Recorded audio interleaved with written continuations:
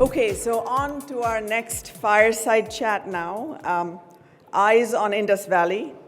So unlike Silicon Valley, which has a geographic connotation, Indus Valley represents the entire Indian startup ecosystem. And our next guest is the author of the seminal playbook, the Indus Valley Playbook. So join us now as Sajid Pai, director of Blume Ventures, sits in conversation with Mujtaba Wani of GSV Ventures to discuss how he thinks this playbook will unfold. Welcome, Mujtaba and Sajid.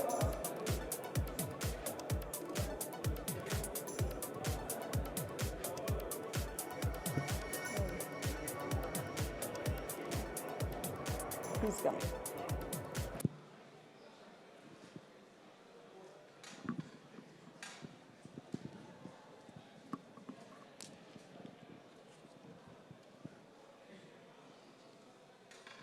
Hi, folks. Thank you for joining us for this session on Indus Valley. My name is Mujtaba Wani. I'm a principal at GSV and drive our India investments.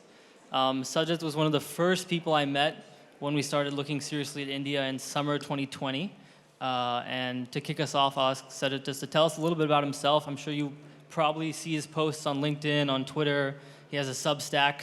But you know, most VCs tweet 140 characters. Not a lot of them write 7,000 words.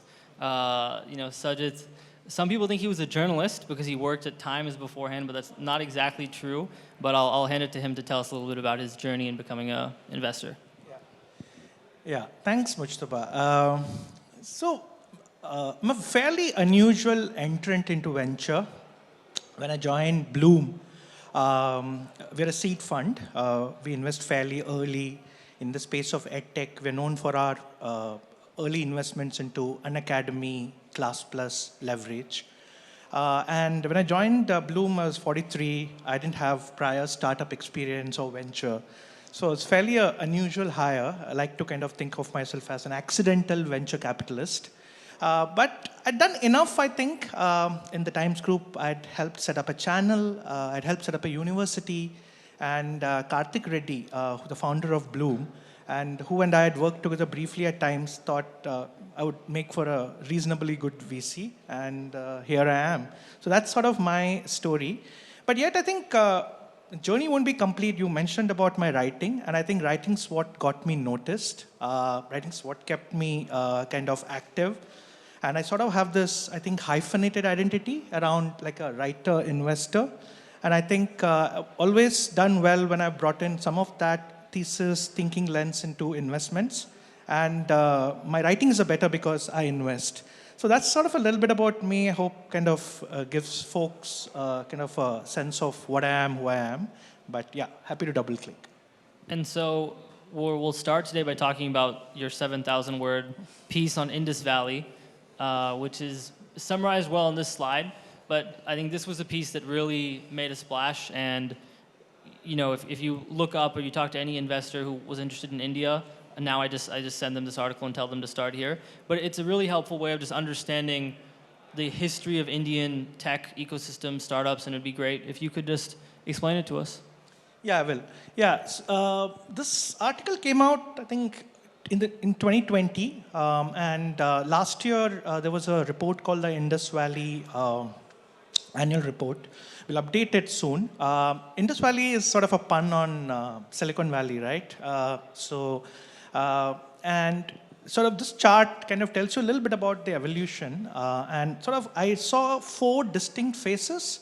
The first phase really was this long phase till about, I would say, the mid-noughts, when I think the investments that really worked were really software services, right? And all of the big successes in venture capital and startup world came primarily from software services, like Mastech, Kale, Mindtree, were all venture-backed investments.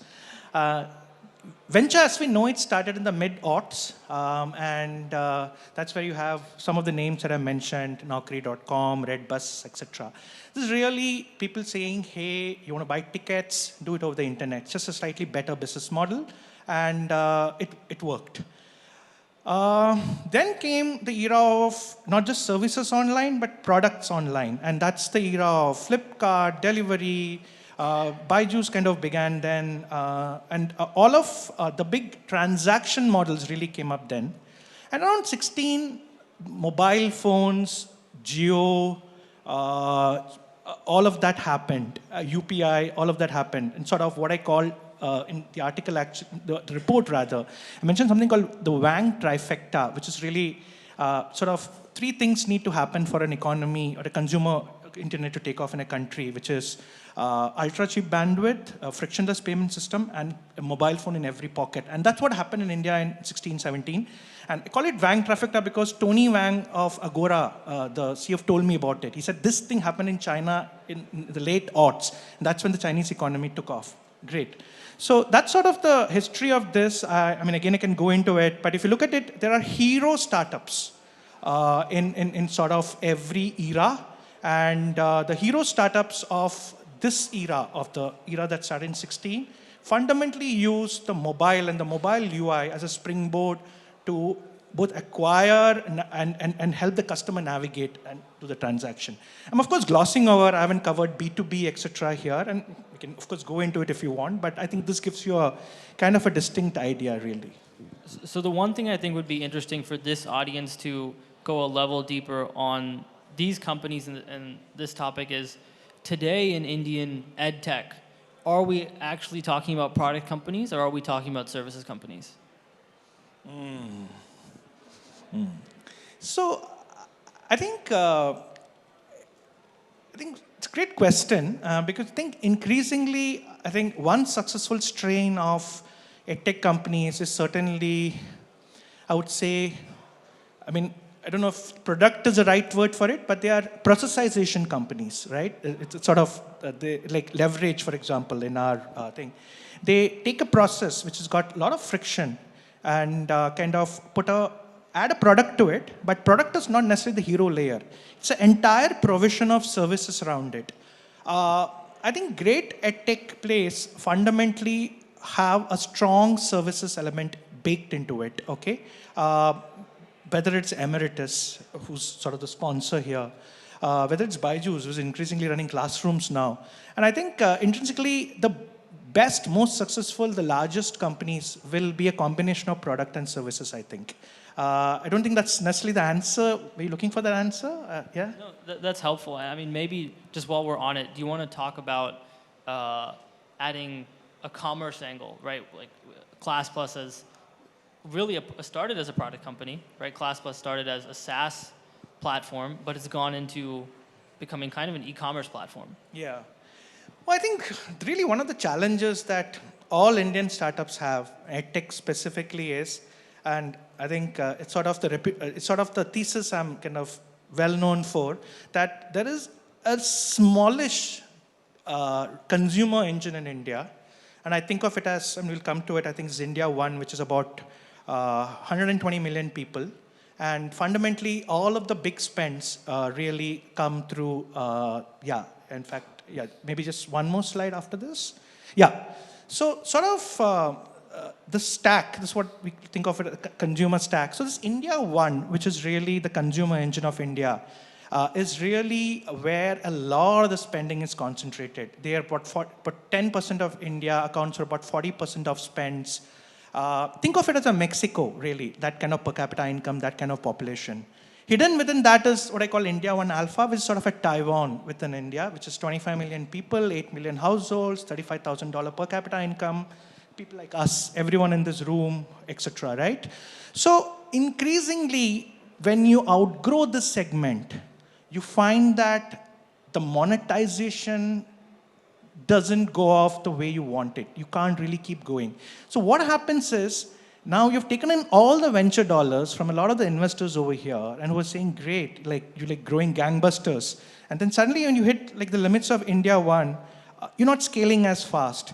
For example, Zomato for the last 4 quarters has been stuck at this 15, 17 million monthly active users. They're not able to go beyond that.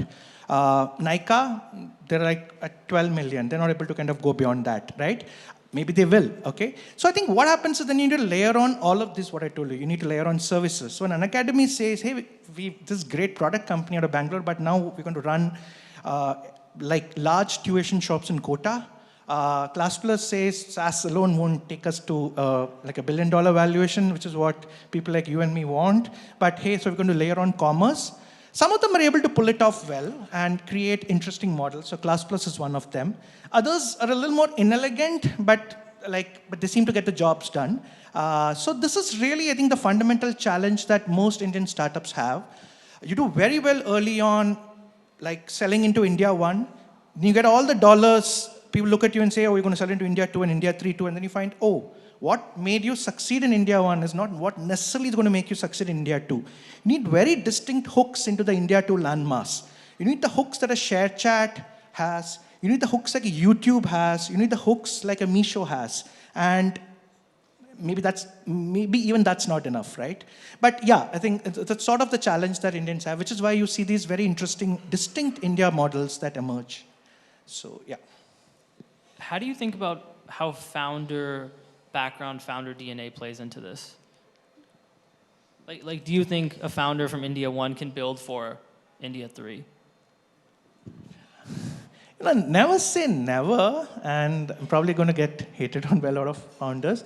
But I think the best founders understand their DNA, their ethos, their unique worldviews, and they're able to kind of understand their strengths and double down on those strengths. So like a Kunal Shah, we're chatting about it. He's building a India 1A, possibly half of India 1A business, right? And he doesn't care about, he has a very distinct worldview, okay? But he understands what succeeds in India 1A. It's not easy to do an India 1 plus India 2 business. So I would say, come to think of it, I think you can. Okay, I'm not saying you can't, but I haven't seen too many examples of it. Each of these journeys is tough. India 1 to India 1 plus 2 is tough. India 2 to India 1 plus 2 is even tougher. Meesho is trying it. All the best to them. But yeah, so there you go. I mean, the Kunal Shah example is really interesting, right? Because he's in his interviews, he's extremely clear that he's not building for the masses. It's not in his product's capacity. And it's nice focus, actually.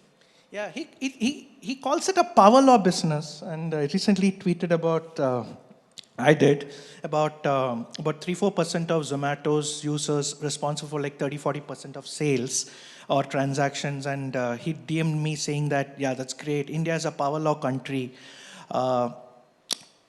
Yeah, he's also tweeted that 5-6 million people in India, and I don't know if it's the right thing to be saying at this conference about India, but what you're saying about 5-6 million consumers in India are responsible for like 50% of, you're going to call me back, right, after this? Yeah, next year? You will, right? Yeah.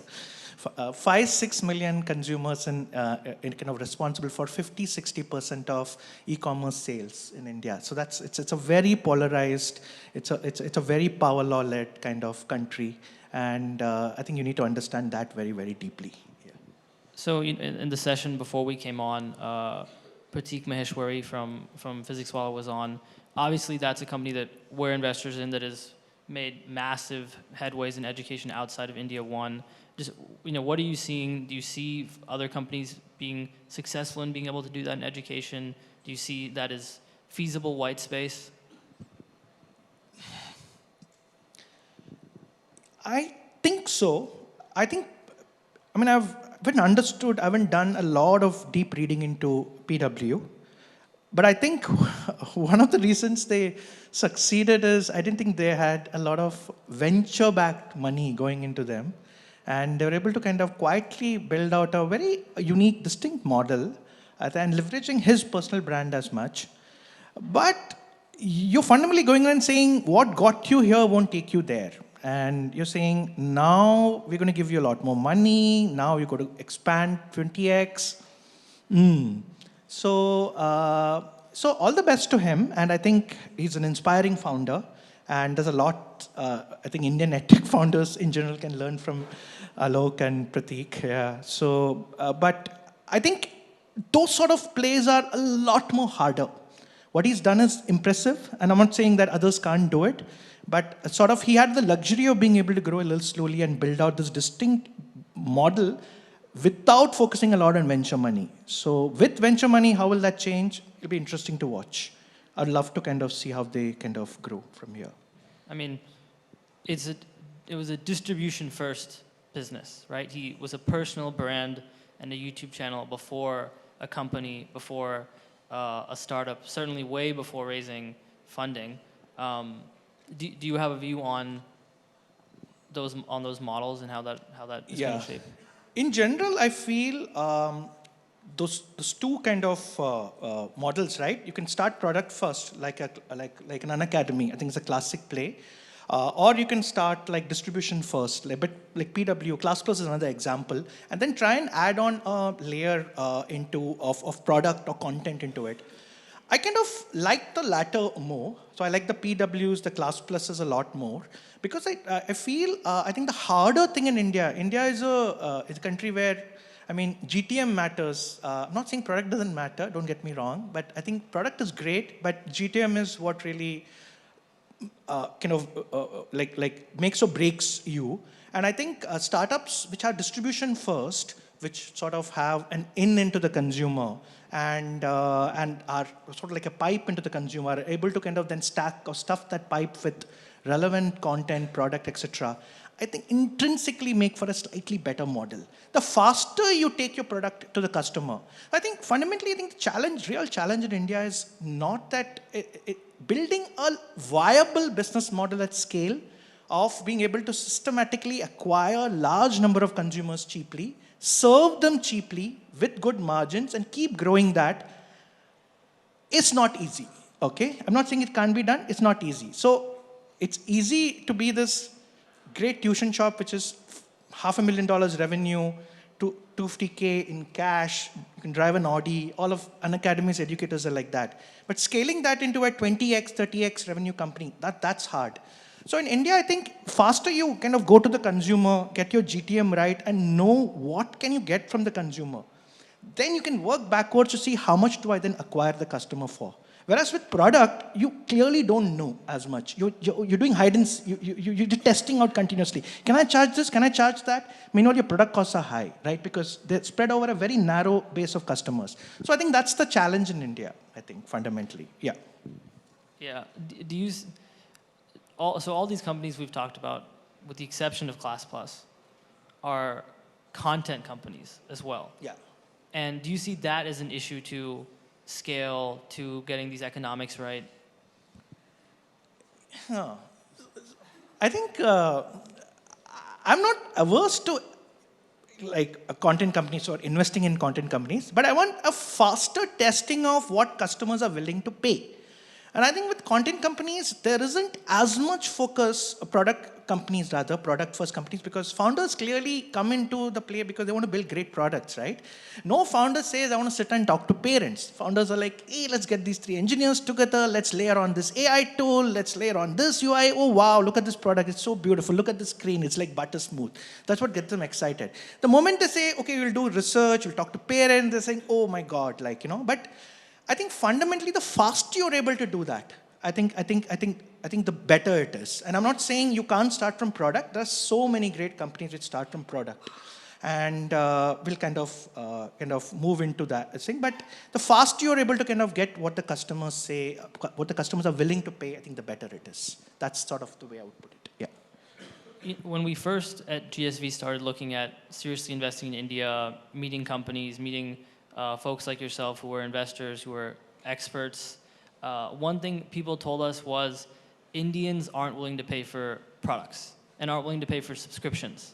They'll pay for courses, and there were many companies with great user traction, like Hello English and some of these other product first plays, but they were unable to successfully monetize or scale monetization.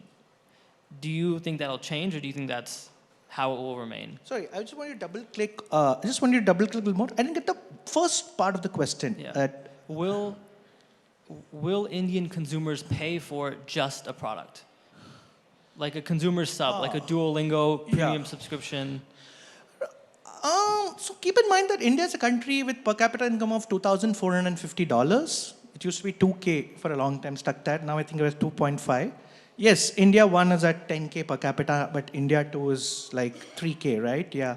So I think you're better off in India if you understand that the customer's job to be done is to fundamentally use the product that you've created to get outcomes, to get into the college of their choice or to get a job.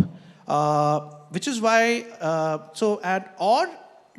do whatever is mandated, right? So you fundamentally, 3 great business models in India. So the first great business model is running a profitable school. And schools are very good businesses, right? Which is why there's a huge M&A market in schools. 2, test prep. The most profitable Indian companies hitherto have been test prep companies, physical test prep companies, well-run oil machines out of Kota or South India, which is in Andhra Pradesh. But increasingly what your Byju's and all are trying to do is mimic that model, right? And the third great model is employability education, which is, I think, Emeritus runs a very good business. I'm very impressed with them, not because they're sponsors, but yeah. But increasingly, we've started looking at that space very keenly. And I think employability education is something that's of deep interest to us as well. And our recent bet, Virohan, in that space has been inspired by that. And Virohan, of course, is far more blue collar compared to Emeritus, which is digital white collar. But health care education, which helps give you those operating theater attendants or nursing attendants. I think we really see a very, very large TAM kind of there. So that's sort of what I meant. I hope that's clear. Yeah. Terrific. Thanks, Sajid. Thanks for the time. Appreciate it. Thanks, Mujtaba. Thank you, Mujtaba and Sajid. Great takeaway that founders need to focus on customer needs and not products. Thank you for a great session.